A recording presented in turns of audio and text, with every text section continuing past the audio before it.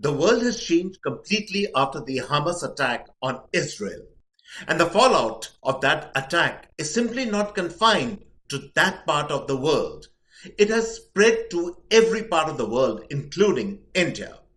Hi, and welcome all to the CAA show being brought to you from Miami in the United States.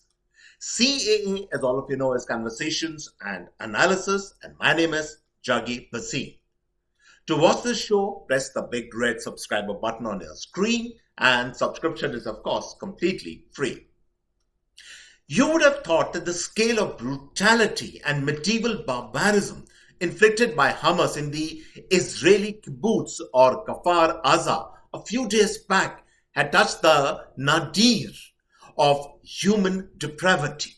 But wait a minute. There is a hell we are prepared to descend even further. The same day and the days after, when Hamas monsters went on the rampage in so many parts of southern Israel, flash bombs supporting Hamas took to the streets in so many parts of Western Europe, the AMU University in India, and even iconic cities like New York. In perhaps the world's leading Ivy League university, Harvard, 30 student groups blamed the crisis on Israel, glossing over the southern Israel kibbutz massacres as of being of no consequence. Even more shocking, the Chicago chapter of BLM or Black Lives Matter, which should know a thing or two about discrimination and racism, brought out a triumphant poster of Hamas parachuting on Israel to kill and maim. They unequivocally supported Hamas. And in Western television studios, in debate after debate, apologists for Hamas and an embittered Palestinian cause turned up forcefully, making light of the wild scale human depravity we had seen occur in real time in Israel. It was as if the whole world had gone mad. Or worse still, the whole world had become polarized on two sides. One has grown up on the principle that bad must be punished and good rewarded. We perhaps live in a different world now. The bad and worse are now justified in the new scales and measurement of social justice. Social justice takes precedence over all else.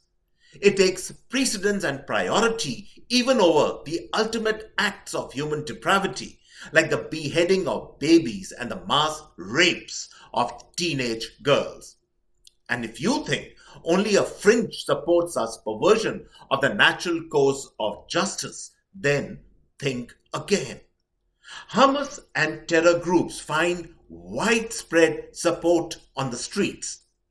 Some of our finest minds go to institutions like Harvard, AMU, JNU, Yale, and other colleges of importance and have no sympathy for what our generation think is the right thing to do.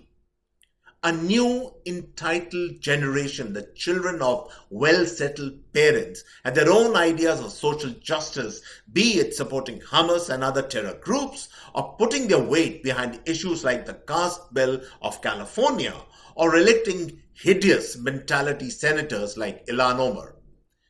This generation finds no contradiction in leading a cushy life and at the same time supporting every radical cause under the sun.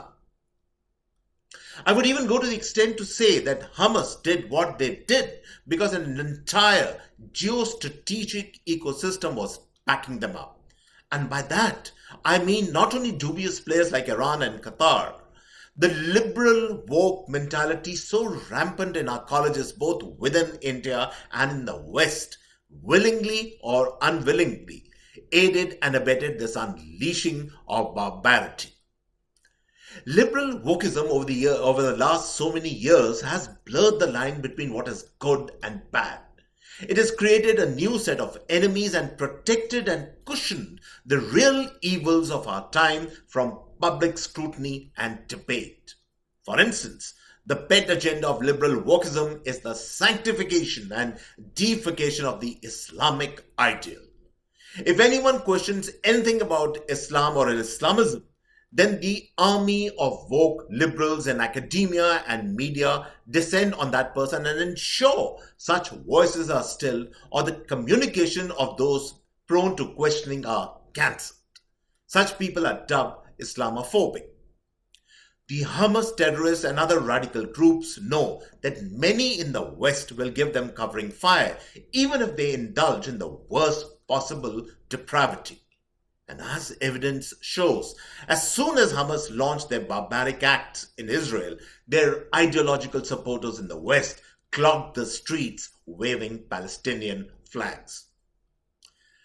In this new world, Islamic extremists are not the whipping boys. Hindus and Jews certainly are. If you think anti Semitism and Hinduphobia, or rather upper caste Hinduphobia, cannot go together, then think again. Such sentiments are the flavor of almost all Ivy League colleges in the US at any given point in time. The same disease is spreading like wildfire, especially among the educated elite in India. All top colleges in India are susceptible to this virus. The educated young are eulogizing extremist groups in the name of social justice while at the same time running down their caste Hindu Sanatan backgrounds. So, the real problem in this transformative process is this.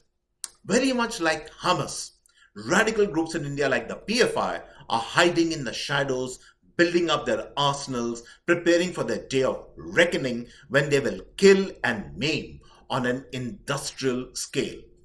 Because this is the end game of such groups and not some woolly idea of transformative social justice. The failure of intelligence in Israel shows the limits of state power. If such an attack can happen in Israel, then we are all sitting ducks in the best of times. The only thing that can save us is public opinion that can turn the tide. But what if the tide is carrying the terrorists to our shore? What if the waters have forever been muddied between what is the unequivocal bad and what is the shining truth? That is the real worry. And so, on this note, I come to the end of this episode of the CAA show, and I hope you really enjoyed this particular episode brought to you from Miami. And if you like our show, too, subscribe to us. And on this note, it's goodbye and cheers from my end.